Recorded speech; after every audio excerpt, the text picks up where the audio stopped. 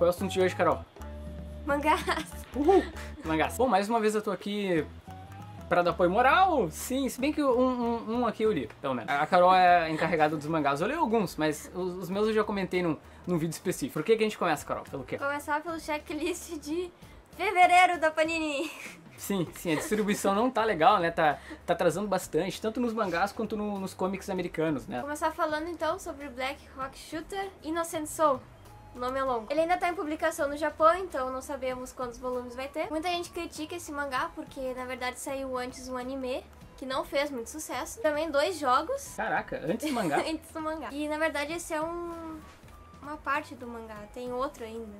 É uma confusão isso daí, na verdade. Pelo que eu já li do primeiro volume, eu assisti todo o anime, né? Pra fazer a comparação. São só 8 episódios em um OVA. Tem na Netflix, né? Não, esse não tem. Não tem na Netflix. Ele é bem diferente do mangá.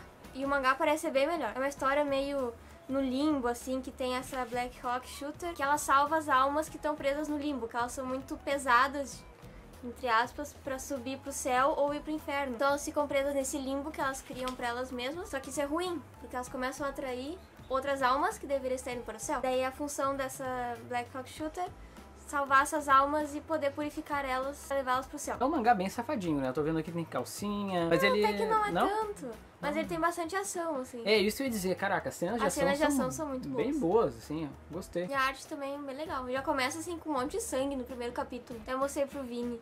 Me chamou a atenção, assim, parece Tu ser vai bem bom. gostar. Ela sabe que eu Toma, gosto de Vini, coisas tu vai gostar. sangrentas. Assiste esse, que esse tu vai curtir. Já começa num desespero aqui, pessoas chorando. Muito sangue. Depois diminui um pouco, mas continua, assim, bem violento. Todo capítulo tem uma luta dela com uma alma perdida. Essa simpática moça aqui. E aparece uma outra que parece ser meio do mal. Não sei ainda bem o que vai acontecer nisso daí. Parece que tem uma conspiração por trás também dos chefões lá, das Black Rock Shooter. Mas enfim, eu vou continuar acompanhando porque eu achei bem interessante a história. Tem um jogo que é isso, um jogo de damas. É isso daí que é os chefões lá comandando tudo. Isso que me pareceu bem suspeito. Bom, agora vamos falar do volume 1 de Lovely Complex. Pra dar uma amenizada com o shoujo. Esse eu gostei bastante, assim. Eu tava num clima meio shoujo, meio leve, assim, com histórias de amor. E eu gostei bastante da história. Conta a história dessa menina da capa. Desculpa que eu nunca lembro os nomes. Sou péssima com nomes. Somos dois. E ela é muito alta pro padrão japonês. Ela tem 1,71 m. Ah, eu lembro. Ela é muito alta e chama muita atenção. Ela não gosta disso. E ela tem um amigo do colégio que é baixinho pro padrão masculino. Ele tem 1,60 m. Então ficam os dois naquela baita diferença de altura. E eles estão sempre implicando um com o outro. Então até os professores implicam com eles, chamam eles de uma dupla de humor japonesa, que tem um alto e magro e um mais baixinho. Daí eles ficam implicando com eles, dizem que eles são um casal. Eles dizem, não, nós não somos um casal. A diferença é grande. É bem grande. E é a típica história de amor, assim, do colegial. E é bem bonitinho. Eu me diverti muito lendo. E assisti também, tem um anime. E assisti o primeiro episódio.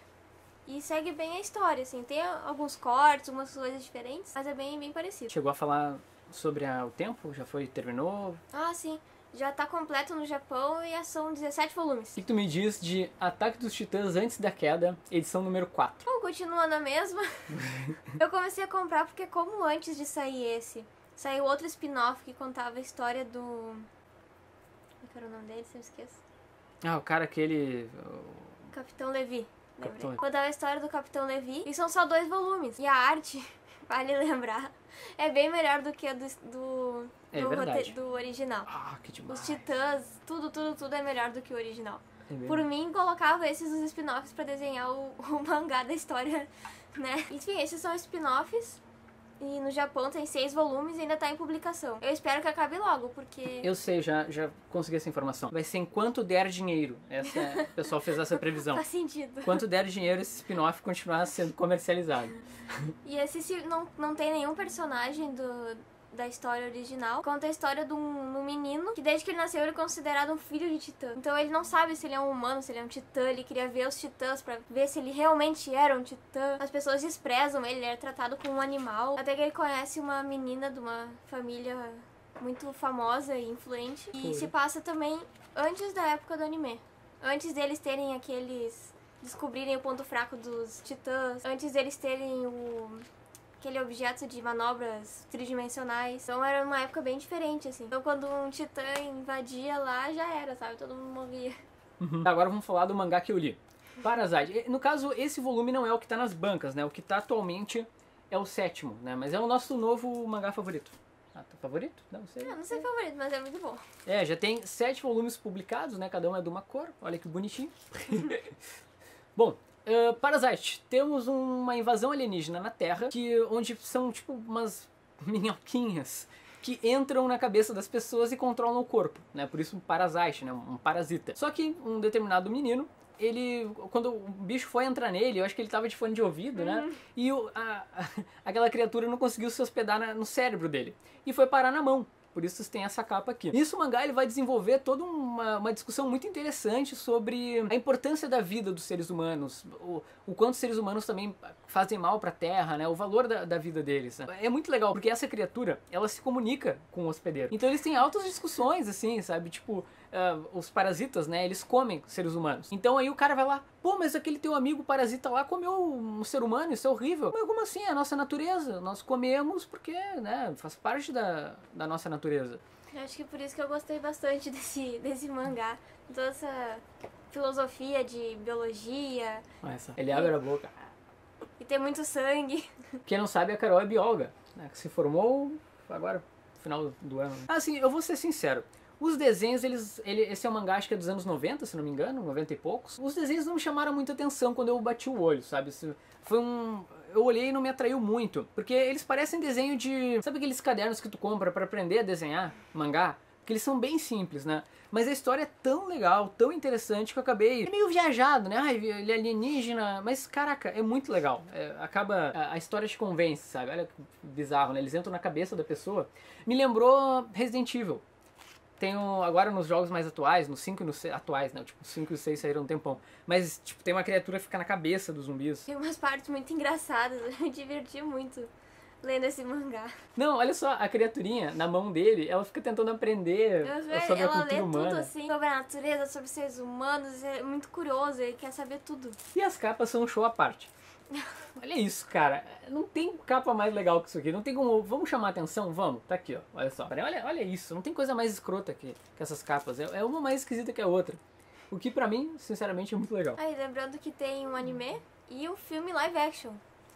O live, eu tô curioso pra ver o filme. Como é que eles vão conseguir fazer? Eu vi um gif no Facebook que... eu vi também, né, do bicho. Muito assustador. E tava igualzinho do mangá. Muito bom. Se eu fosse um parasita, eu não te comeria, tá? Só pra constar.